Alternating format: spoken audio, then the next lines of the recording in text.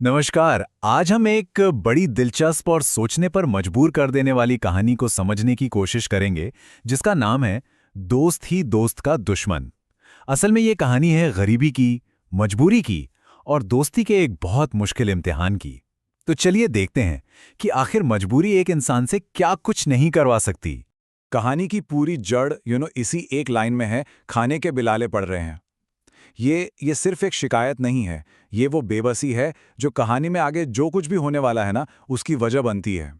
क्योंकि सच तो यही है, जब पेट खाली होता है तो फिर सही और गलत के बीच का फर्क अक्सर मिट सा जाता है। तो इनकी असली परेशानी क्या थी? देखिए, ये सिर्फ पैसों की कमी नहीं थी। नहीं, ये एक ऐसी हताशा थी, एक ऐसी मजबूरी थी जहां हर छोटी छोटी जरूरत भी एक पहाड़ जैसी लगने लगी थी। जरा इनकी मुश्किलों की गहराई को समझिए। खाने को है नहीं, बीड़ी पीने तक के पैसे नहीं हैं, और ऊपर से वो कड़ाके की ठंड। अब ऐसी हालत में इंसान का दिमाग काम करना बंद कर देता है ना? वो बस किसी भी तरह का जुगाड़ करने को तैयार हो जाता है। और बस यही हताशा आगे जो ये करने वाले हैं उसकी नींव रखती है। और देखिए, जब दिमाग पर हताशा हावी होना, तो आइडियाज भी कोई बहुत शानदार नहीं आते। तो एक दोस्त एक आइडिया लेकर आता है, और ये आइडिया किसी अक्लमंदी से नहीं, बल्कि सिर्फ और सिर्फ मजबूरी की कोख से पैदा हुआ था। तो क्या थी ये शानदार योजना? मतलब एक ऐसा प्लान था जो सुनने में बिल्कुल बचकाना लगे, इतना सीधा। लेकिन उस वक्त की मजबूरी में उन दोस्तों को लगा कि बस यही सबसे सही रास्ता है। उनका टारगेट था बाबूजी के बेलपत्र। हाँ, वही पत्ते जिन्हें बेचकर फौरन कुछ कैश मिल सकता था। बिल्कुल, मेहनत से बचने और जल्दी से पैसा कमाने का एक आसान सा शॉर्टकट। और उनका पूरा प्लान बस इन 3 सिंपल स्टेप्स में खत्म था। स्टेप 1, कट्टा लाओ। स्टेप 2, पत्ते तोड़ो। और स्टेप 3, बेचो और पैसे कमाओ। बस आगे क्या होगा, पीछे क्या होगा, कुछ नहीं सोचा। दिमाग में सिर्फ एक ही धुन थी कि फौरन अपनी जरूरत पूरी करनी है।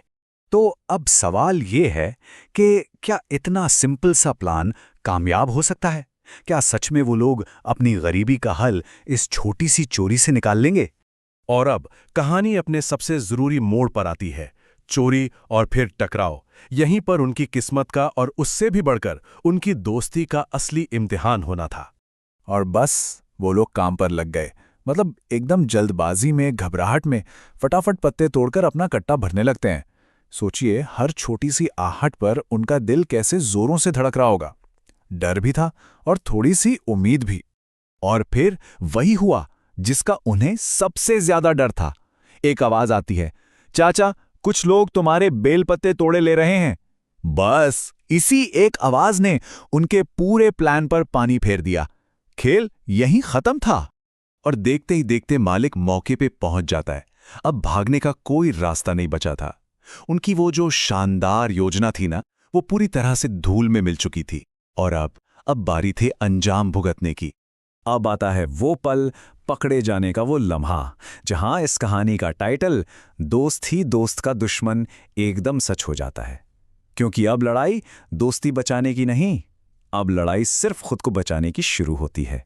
माले का पहला सवाल और सबसे सीधा सवाल, तेरे साथ में कौन था? ये सवाल सिर्फ जानकारी के लिए नहीं पूछा गया था। नहीं, ये तो पकड़े गए दोस्त की वफादारी का सीधा सीधा टेस्ट था। अब देखना यह था कि वो अपने दोस्तों का साथ देगा या खुद को बचाएगा। और जवाब आने में 1 सेकंड की भी देर नहीं लगती। जरा भी हिचकिचाहट नहीं। दबाव के सामने दोस्ती पल भर में बिखर जाती है। वो दोस्त फौरन सब कुछ मान लेता है और अपने साथियों के नाम बताने को तैयार हो जाता है।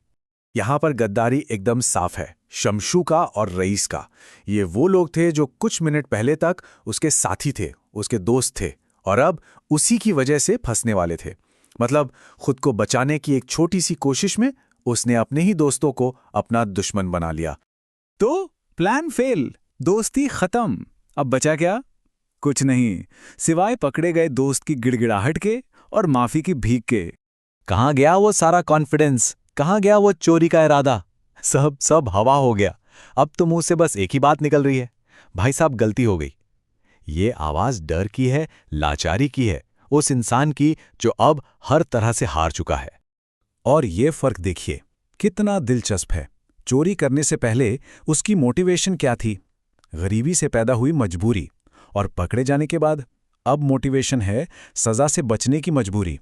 मतलब हालात बदलते ही इंसान की ज़रूरतें और प्राथमिकताएं कितनी तेजी से बदल जाती हैं, है ना? और आखिर में बस ये आखिरी गुहार, चाचा आखिरी बार छोड़ दो। ये सिर्फ माफी नहीं है, नहीं, ये उनकी हार की निशानी है, उनके टूटे हुए स्वाभिमान की निशानी है, और सबसे बढ़कर उनकी दोस्ती की नाकामी का सबूत है। तो आखिर में ये कहानी हमें एक बहुत बड़े सवाल के साथ छोड़ जाती है। क्या सच में कोई ऐसा पॉइंट आता है जब मजबूरी और खुद को बचाने की चाहत दोस्ती जैसे इतने बड़े रिश्ते पर भी भारी पड़ जाती है? वैसे तो ये कहानी ऊपर से मज़ेदार लगती है, लेकिन इसका जवाब बड़ा कड़वा है, और यही असल में सोचने वाली बात है।